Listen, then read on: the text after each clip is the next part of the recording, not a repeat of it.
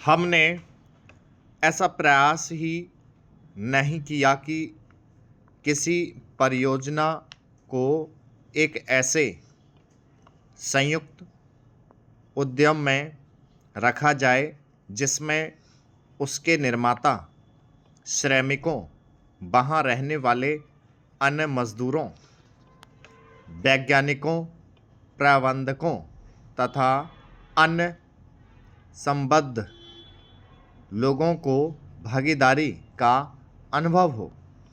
हमने समस्याओं को पुराने कोण से ही देखा है और लोगों को अलग अलग खानों में बांट दिया है।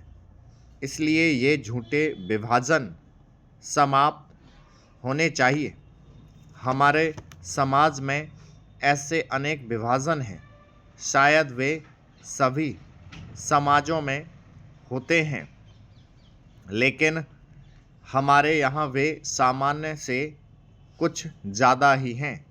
ये धर्म के आधार पर, जातियों के आधार पर, भाषा और क्षेत्र के आधार पर पाए जाते हैं। एक व्यक्ति और एक वर्ग को दूसरे से अलग करने वाली अनेक तरह की दीवारें हैं और इन सब विभाजनों से हमारा राष्ट्र कमज़ोर हुआ है। स्वतंत्रता आंदोलन के दौरान इन विभाजनों का इस्तेमाल हमारी एकता को तोड़ने के लिए किया जाता था।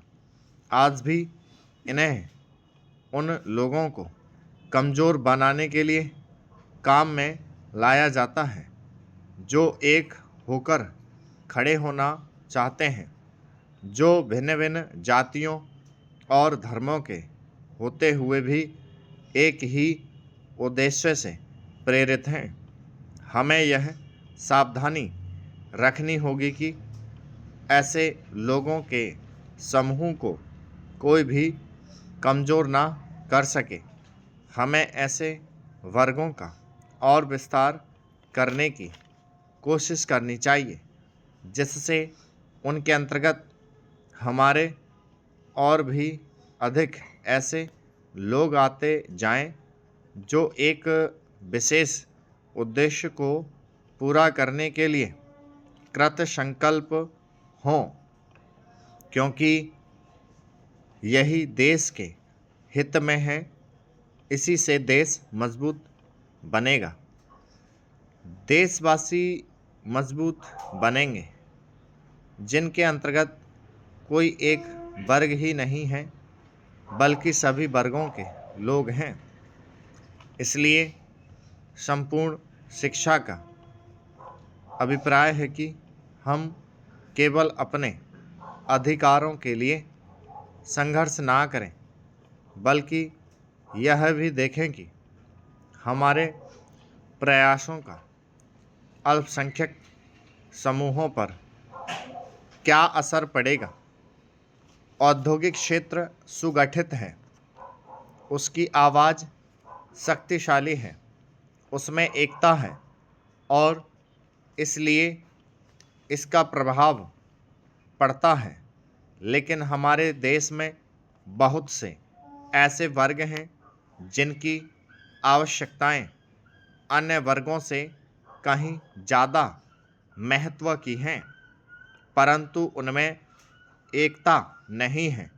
उनकी मांग को प्रस्तुत करने वाला कोई नहीं है और उन्हें शायद पता तक नहीं होता कि उनकी कुछ मांगें भी हैं, लेकिन केवल इसी कारण से उनकी उपेक्षा नहीं की जा सकती।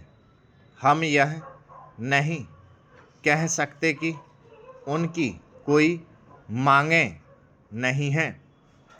अगर भारत की आर्थिक व्यवस्था को हम देखें तो यह कहने में कोई त्रुटि नहीं होगी कि कृषि उसका आधार है।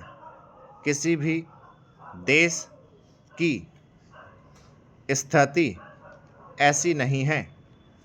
स्टॉप